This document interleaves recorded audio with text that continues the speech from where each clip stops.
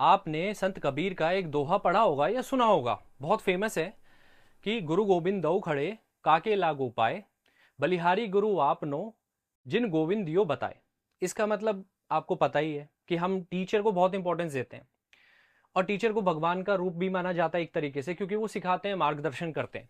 But actually में, अच्छा, यहाँ पे आयरनी ये है कि भगवान का एक्चुअली में रूप समझ लिया गया है। क्यों? क्योंकि इंडिया के अंदर टीचर्स की हालत खराब है। जैसे हिंदुओं में दिखाते हैं कि भगवान के बहुत सारे हाथ होते हैं, ऐसे ही इंडिया के अंदर टीचर्स को समझा जाता है कि उनके बहुत सारे हाथ हैं। क्यों? क्योंकि अगर आप इलेक्शन के दिन देखोगे, मतलब जिस दिन वोटिंग होती है, वहां पे टीचर्स का बहुत बड़ा रोल होता है।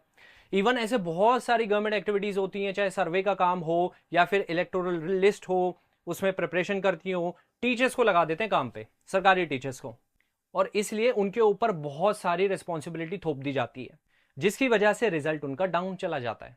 इंडियन एजुकेशन में एक साइलेंट क्राइसिस चल रहा है, टीचर बर्नआउट का, और इस पर कोई बात भी नहीं करना चाहता, क्योंकि हम रिजल्ट ओरिएंटेड अप्रोच रखते हैं कि टीचर्स कितना आउटपुट निकाल रहे हैं, टीचर्स की चलो कमी है, उस वजह से रिजल्ट नहीं आ रहा, या फिर टीचर स्टूडेंट रेशियो ऑप्टिमल नहीं है। इन सब वजह से हम डिस्कस करते रहते हैं कि यार एजुकेशन सिस्टम खराब है, पेडागोजी खराब है। बट अगर मैं इंडिविजुअल्स की बात करूं, वो टीचर भी तो इंडिविजुअल है। आपने टाइटल दे रखा है टीचर का, बट है तो वो इंडिविजुअल। और फिर आप उनके ऊपर इतनी सारी रिस्पॉन्सिबिलिटीज डाल देते हो कि वो ओवरबर्डन फील करते हैं, एग्जॉशन इतना ज्यादा हो जाता है। एक टीचर का काम सिर्फ पढ़ाने का नहीं है, यहां पर इंडिया में उन्हें बहुत सारी रिस्पॉन्सिबिलिटीज निभानी पड़ती है। अगर स्टूडेंट और टीचर के बीच में कम्युनिकेशन है, वो भी डिस्कशन होता है, वो भी चलो उन्हें हैंडल करना है। ठीक है, इंडिविजुअली बच्चे जानते हैं, टीचर जानता है एक एक बच्चे को, तो समझ में आता है। बट फिर पेपर सेट करना है, चेकिंग का काम है, या फिर और एडमिन का काम हो जाता है, मैनेजमेंट का काम हो जाता है, और साथ गवर्नमेंट भी गवर्नमेंट टीचर्स पे क्या कर देती है, इलेक्शन की ड्यूटी।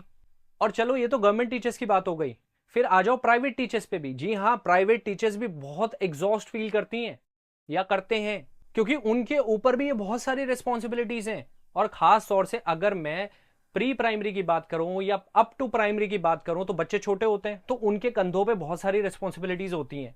अच्छा, एक कल्चर कोविड के बाद से जो ज्यादा पॉपुलर हो गया है और हर जगह ये इम्बाइब करते जा रहे हैं, व्हाट्सएप कल्चर। यानी स्कूल आवर्स आपके 2-3 बजे तक स्कूल खत्म हो जाता है, उसके बाद टीचर्स को घर जाना है, बट उसके बाद भी सारे दिन व्हाट्सएप पे मैसेज आते रहते हैं, और पेरेंट्स भी इंडिविजुअली मैसेज कर करके पूछते रहते हैं।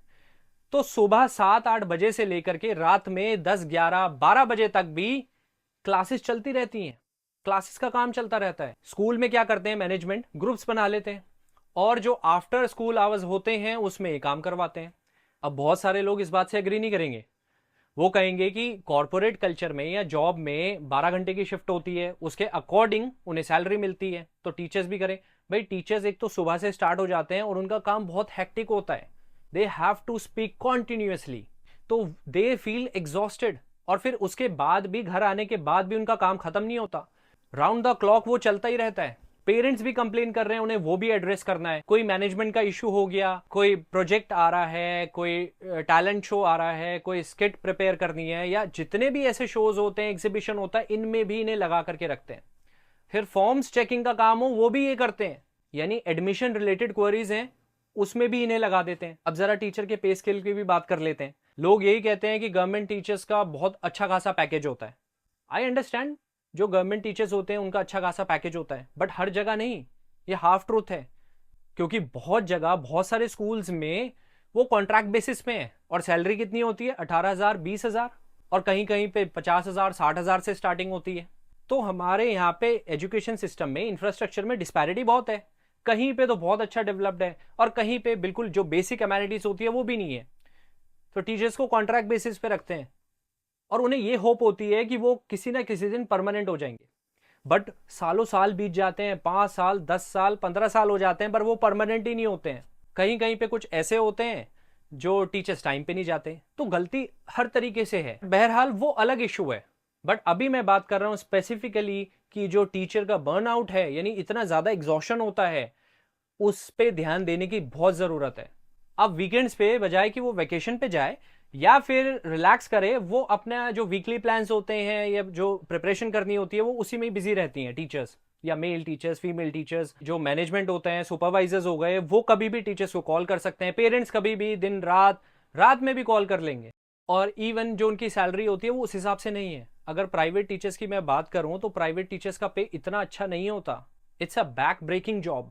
अंडर फंडेड स्कूल्स में यही होता है कि जो स्टाफ की शॉर्टेज बहुत होती है, जिसकी वजह से ना बहुत सारे क्लासेस को एक ही टीचर को हैंडल करना पड़ता है, सपोर्ट भी करना पड़ता है, परफॉर्मेंस प्रेशर होता है, परफॉर्मेंस टारगेट होता है, और कभी कभी पेरेंट्स भी कंप्लेन करते हैं बहुत ज़्यादा, तो पेरेंटल कॉन्फ्लिक्ट्स भी हो जाते हैं, मीटिंग्स भी लेनी पड़ती है, कुछ मेंटल हेल्थ। अब इवन अगर टीचर अच्छे से नहीं रहेंगे, यानी टीचर्स की अगर मेंटल हेल्थ ठीक नहीं रहेगी, फिजिकल हेल्थ ठीक नहीं रहेंगी, तो वो कैसे बच्चों को मोटिवेट करेंगे, और फिर परफॉर्मेंस नीचे जाएगी। फिर एब्सेंटिज्म भी बढ़ जाएगा, यानी छुट्टी भी लेंगे, वो लीव तो लेंगे ही, उन्हें आराम करना है, बॉडी एक टाइम के बाद रेस्ट तो जरूर मांगती है। एंड मेक श्योर कि आपके जो टीचर्स हैं वो आपके लिए एसेट्स हैं। अगर आप उन लोगों का ख्याल नहीं रखोगे, मैनेजमेंट उन लोगों के बारे में नहीं सोचती है, सिर्फ ये चाहिए कि स्टूडेंट से पैसा निकाल लो जितना मर्जी और फिर पेरेंट्स की सुनते रहो। आपको आपके एसेट्स के बारे में भी सोचना पड़ेगा, क्योंकि ये वो एसेट्स हैं जो आपको कमा करके दे रहे हैं, जिनकी वजह से आपका स्कूल चल रहा है। तो अगर आप उनकी मेंटल फिजिकल हेल्थ पे ध्यान नहीं दोगे तो फिर अल्टीमेटली आपका बिजनेस ही लॉस में जाएगा, जो एजुकेशन है वो खराब होगी, तो जो स्टूडेंट्स हैं वो भी मोटिवेटेड फील नहीं करेंगे, पढ़ाई में मजा ही नहीं आएगा बिल्कुल। तो ओवरऑल ये एक सर्कल है। It's a serious but silent issue. ये बहुत बड़ा क्राइसिस है जिसके बारे में कोई बात करना नहीं चाहता। देखो, टीचर्स के ऊपर परफॉर्मेंस का बहुत ज्यादा प्रेशर रहता है। इस एग्जांपल से समझते हैं। फर्स्ट क्लास है, फर्स्ट क्लास में टैलेंट शो कंपटीशन हो रहा है। फर्स्ट क्लास के 5 सेक्शन है। अब 5 सेक्शन में हर एक सेक्शन में कुछ ना कुछ स्टूडेंट्स होंगे जो कंपटीशन में पार्ट ले रहे हैं। पहले तो उन स्टूडेंट्स को प्रिपेयर करो। अच्छा, सामान मंगवाना है, कैसे करना है, तैयारी कैसे करनी है, ड्रेस कहाँ से लेनी है, तो ये पेरेंट्स से डील करना पड़ता है। अब पेरेंट्स से इंडिविजुअली बात करो, तो ये सारा काम भी टीचर्स का होता है, और ये काम स्कूल में नहीं कर सकते हो आप। ये आपको बियॉन्ड कॉन्ट्रैक्चुअल आवर्स पे काम करना पड़ेगा, यानी 2-3 बजे के बाद आपको काम करना पड़ता है ये, और पूरे 12-11 बज जाते हैं, तब तक ये काम चलता रहता है। फिर अब पोजीशन तो फर्स्ट सेकंड थर्ड ही होती हैं, बट 5 सेक्शन है, यानी ये तो हमें पता है ना कि 4th और 5th पोजीशन पे कोई ना कोई 2 सेक्शन तो आएंगे। बट जो 4th और 5th पोजीशन वाले सेक्शन है, उन्हें भी जो उनके सुपरवाइजर हैं या मैनेजमेंट है वो डीमोटिवेट करते हैं, क्योंकि ये जो एक्सपेक्टेशंस होती है ना, अपने आप से करने लग जाते हैं कि यार हम अच्छा नहीं कर पा रहे हैं। नो डाउट ये सारे एक्टिविटीज होनी चाहिए, बट अगर आप सारा का सारा काम टीचर्स के ऊपर डाल दोगे तो फिर वो क्या पढ़ाएंगे, और अगर वो पढ़ा भी रहे हैं तो वो कुछ टाइम तक ही हो पाएगा, उसके बाद सब या तो छोड़ देंगे जॉब, या फिर मजबूरी में अगर कर रहा है तो उतना परफॉर्मेंस आ नहीं पाएगी उनकी, मोटिवेटेड ही फील नहीं करेंगे, हेल्थ इश्यूज आने लग जाएंगे। ये इंडिया के एजुकेशन सिस्टम में साइलेंट बट सीरियस क्राइसिस हैं, and we must pay attention to this.